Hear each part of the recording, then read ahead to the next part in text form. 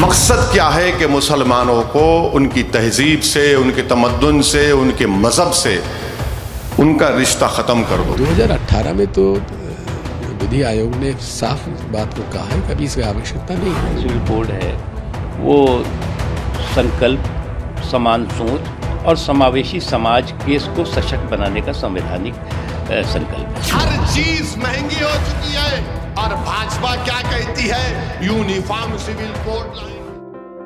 पूरे देश में समान नागरिक संहिता यानी यूनिफॉर्म सिविल कोड को लेकर बहस बढ़ती ही जा रही है। यूसीसी को लेकर समाज दो धड़ों में बटा हुआ है।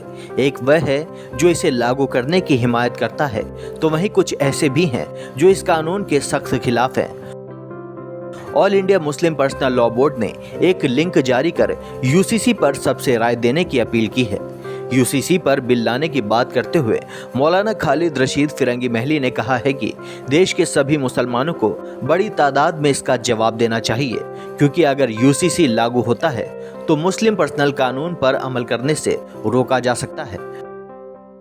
To send their point of view in large number to the law commission, and in this regard we have appealed to the imams of mosque that in Friday sermon and Friday khutbah all imams should appeal to the Muslim community to send their point of view to the law commission, especially through the link established by the personal law board in this regard, and people can also send their point of view through other medium, also through email or through registered post.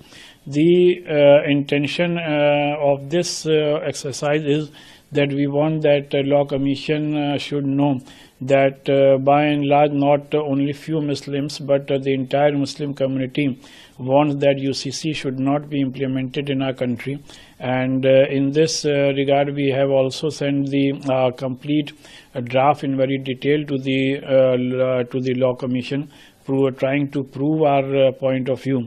And you all also know that not only the Muslim community is against the UCC, but large number of other communities are also against this. So our exercise in this regard is that we want that each and every person, each and every Muslim should send their point of view to the law commission.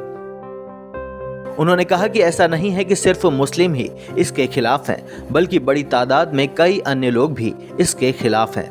मौलाना खालिद रशीद ने कहा है कि देश में UCC की कोई ज़रूरत नहीं है, क्योंकि यह सिर्फ मुसलमानों को ही नहीं बल्कि देश के अन्य नागरिकों के हितों को भी प्रभावित करता है। उन्होंने सभी मस्जिद के इमामों से जुमे की नमाज से पहले होने वाले खुतबे में यूनिफॉर्म सिविल कोड के बारे में मुसलमानों को बताने की गुजारिश की है।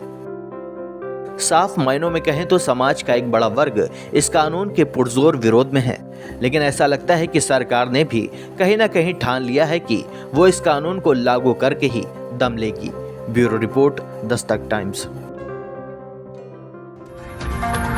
ताज़ा तरीन खबरों के लिए सब्सक्राइब करना ना भूलें दस्तक टाइम्स।